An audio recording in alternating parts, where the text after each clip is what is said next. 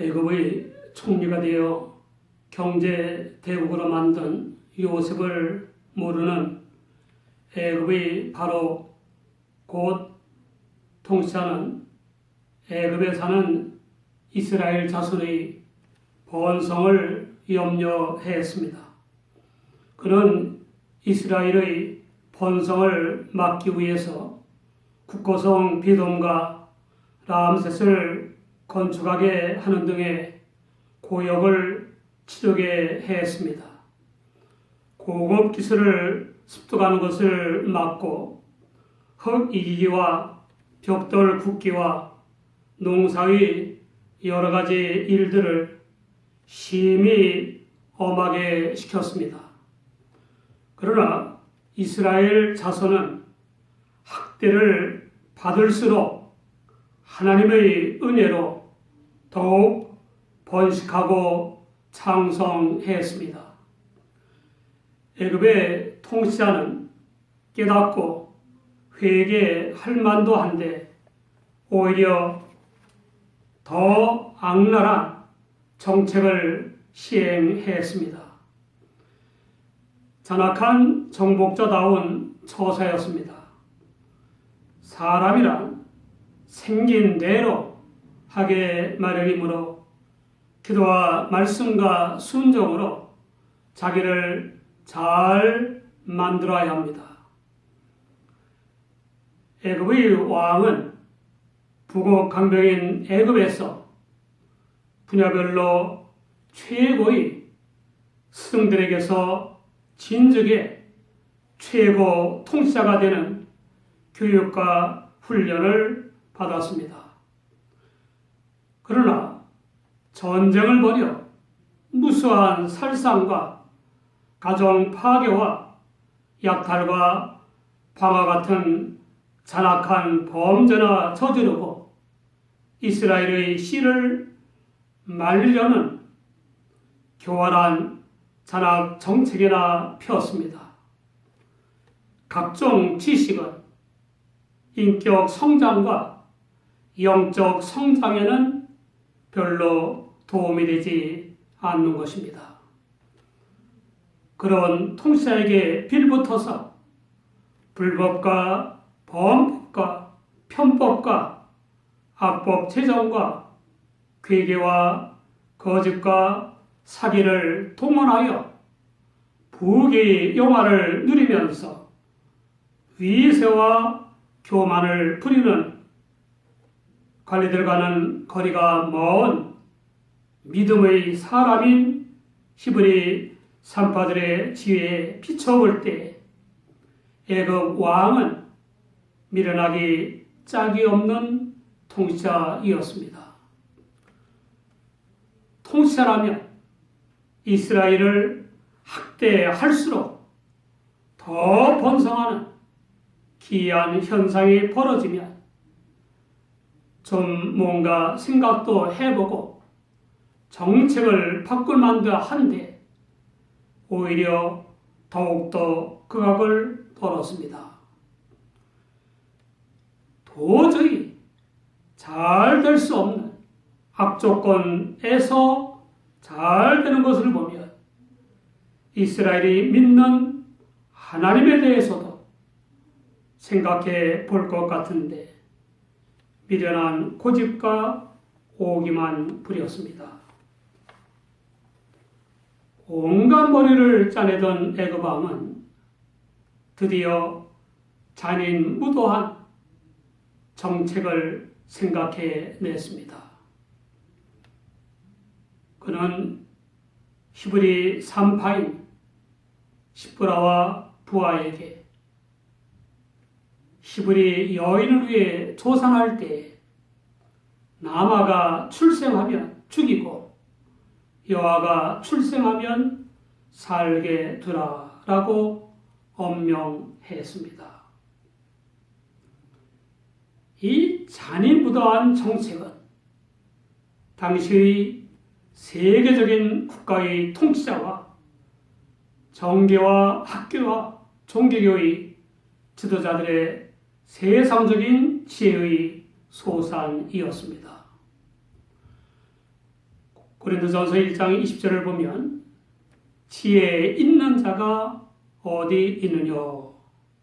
선비가 어디 있느냐?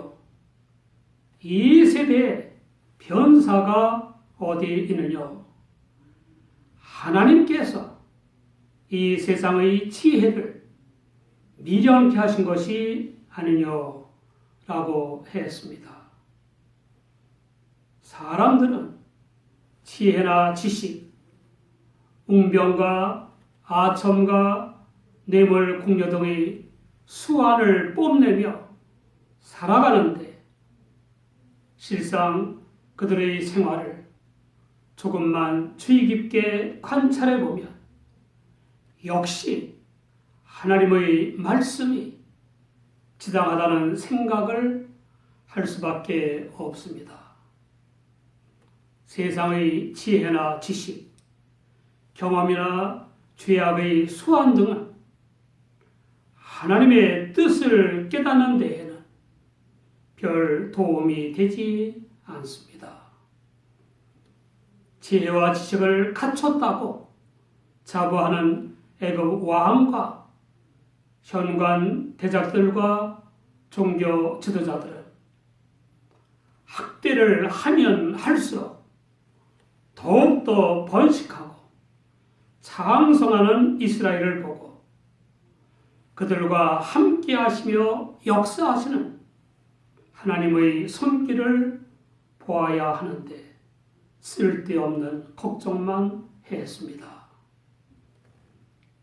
지혜란 각자 다른 관점과 입장에 따른 분별력이 아닙니다.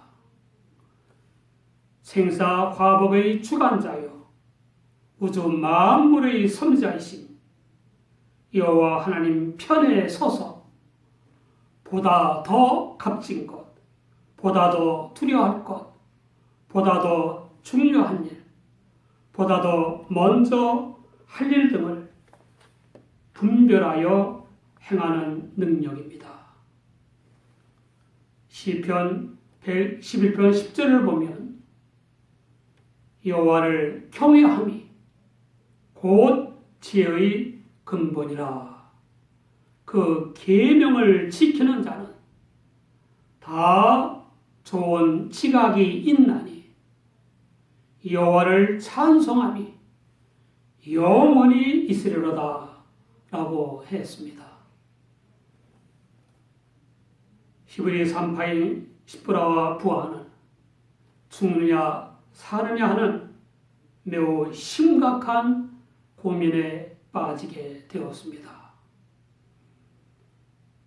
애굽의 통치자의 엄명을 거역하여 이스라엘의 남아를 살려두자니 목숨은 물론 가족과 친척들까지 사지에 몰아넣게 될 것이 뻔합니다. 여기서 우리가 유념해야 할 사실이 있습니다. 평소에 유용했던 산파로서의 지식과 재능과 실력이 이제는 목숨은 물론 가족과 친척을 사지에 몰아넣는 덫이 된 것입니다. 그 어느 때보다도 지혜가 절실한 상황입니다. 외정 때에도 지식인들과 부자들과 특별한 재능과 실력이 있던 사람들이 평소에 유용했던 그 소유들 때문에 남들이 겪지 않는 큰 고통을 겪거나 변절하여 친일의 행각을 벌이기도 했습니다. 지성인과 부자들 중에는 사유 재산을 국유화라는 미명 아래 사유한 공산국가의 독재자들에게 살상을 당한 이들도 많고 대량 살상과 숙청에 힘을 보탠 이들도 있고 이용당한 이들도 있습니다. 세계사를 보아도 그런 불행한 일들이 비일비재했습니다. 그러므로 존재의 의의와 목적을 소유와 성취에 두고 정신없이 달려가는 현대인들은 이 사실을 유념해야 합니다. 무엇을 성취하느냐, 무엇을 얼마나 많이 소유하느냐 하는 것보다 훨씬 더 중요한 것은 우리를 존재하게 하시는 하나님께 영광을 돌리는 것입니다. 하나님이 정하신 권세로 나라를 망치거나 나라와 국민이 아닌 권력자들에게 충견 노릇을 한다면 부모에게 영광이 되겠습니까? 하나님께 영광이 되겠습니까? 모든 성취와 소유는 하나님께 영광이 되는 사랑으로서 역사하는 믿음으로 쓰일 때에 값진 것입니다.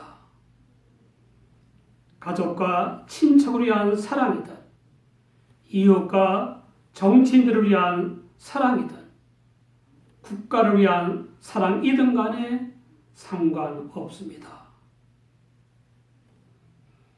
히브리 산파인 시브라와 부하는 존재하게 하시고 해산을 돕는 재능과 실력을 소유하게 하신 하나님의 영광을 위해 목숨을 걸었습니다.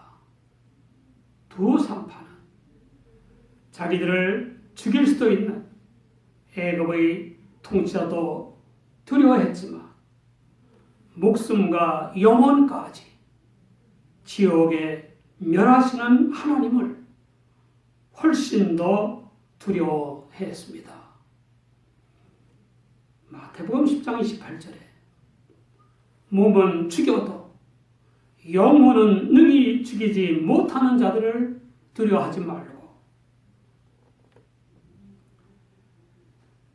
오직 몸과 영혼을 능히 지옥에 멸하시는 자를 두려워하라 라고 했습니다. 두 산파는 목숨과 영원한 운명, 가족과 친척과 그 모든 소유를 송두리째 하나님께 맡겼습니다. 그리고 평소처럼 히브리 여인들이 나마를 낳았던 여아를 낳든 간에 상관없이 살게 두었습니다. 어느 나라 사람이나 목숨까지는 걸지 않더라도 국민을 도탄에 빠뜨리는 나쁜 명령이나 잘못된 정책에 관직을 걸고 반대하고 나라와 민족을 위해 충성하는 공직자와 정치인들의 필요성을 절실히 느낄 것입니다.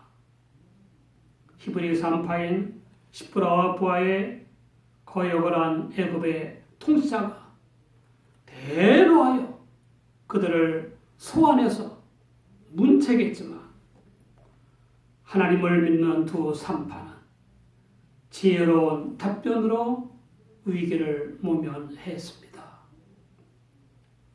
히브리 여인은 애굽 여인과 같지 아니하고 건장하여 산파가 그들에게 이르기 전에 해산하였더이다. 답변의 요지는 이겁니다. 가서 죽이고 말고 하기도 전에 건강한 산모가 아들을 낳았다고 온 가족과 이웃이 기뻐하며 보고 있는데 어떻게 죽이냐는 겁니다. 히브리 여인들을 애굽 여인들처럼 약골로 아시면 안 된다는 겁니다. 두 히브리 산파는 권력자들에게는 매우 괘씸한 여인들이었고 하나님께는 아주 사랑스러운 여인들이었습니다. 당연히 하나님께서 두 산파에게 은혜를 베푸셨고 백성들에게는 생육이 번성하고 심히 강대케 하셨습니다. 그리고 하나님을 경외한 두 산파의 집을 왕성케 하셨습니다.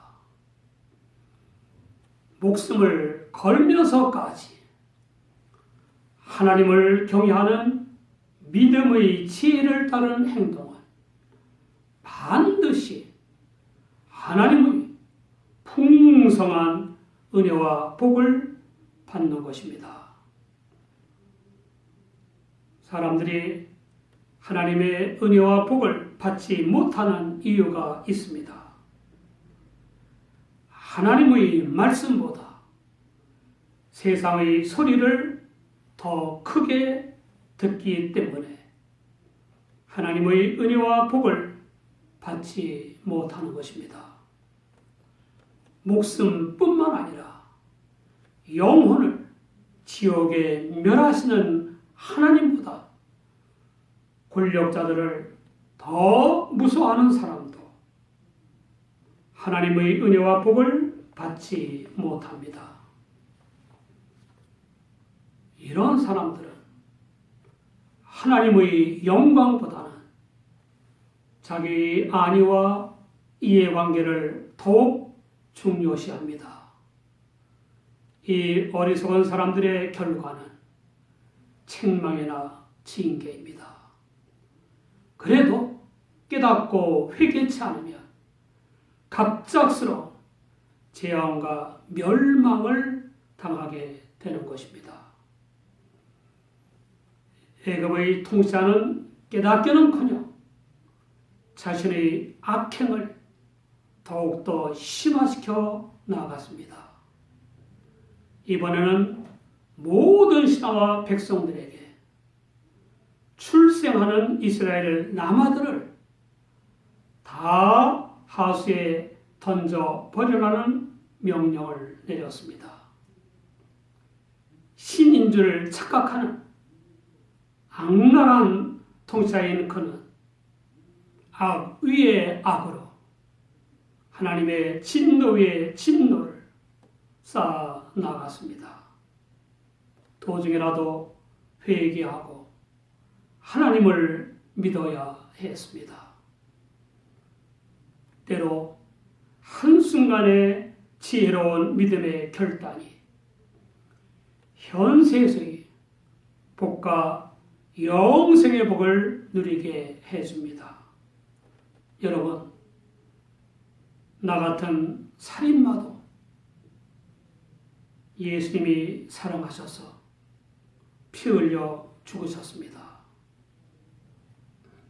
나 같은 죄인까지 사랑한 예수님을 믿지 않으시렵니까? 이 애끓는 호소로 자신이 몸담고 있는 교도소의 제소자 3분의 2를 전도한 사람이 누군지 압니까? 바로 사람을 6명이나 죽인 살인마인 고재봉입니다. 하나님과 권력자 사이에서 목숨을 걸고 결단해야 할 때가 있습니다. 그때 몸은 물론 영혼을 지옥에 멸하시는 하나님과 하나님의 뜻을 선택해야 합니다.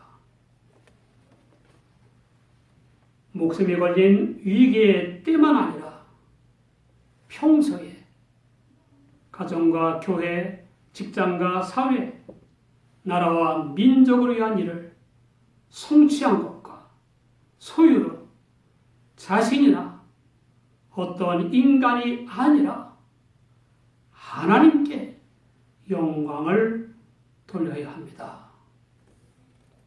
잠언 3장 6절 이하를 보면 너는 범사에 그를 인정하라. 그리하면 내 길을 지도하시리라. 스스로 지혜롭게 여기지 말지어다. 여호와를 경외하며 악을 떠날지어다 라고 했습니다. 지혜롭게 여기지 말고 목숨이 걸린 위기에 떠나 잔악한 범죄를 행했을 때까지도 포함하는 범사에 하나님을 인정하며 지도하실 것이므로 하나님을 경외하며 악을 떠나라는 겁니다. 기도하겠습니다.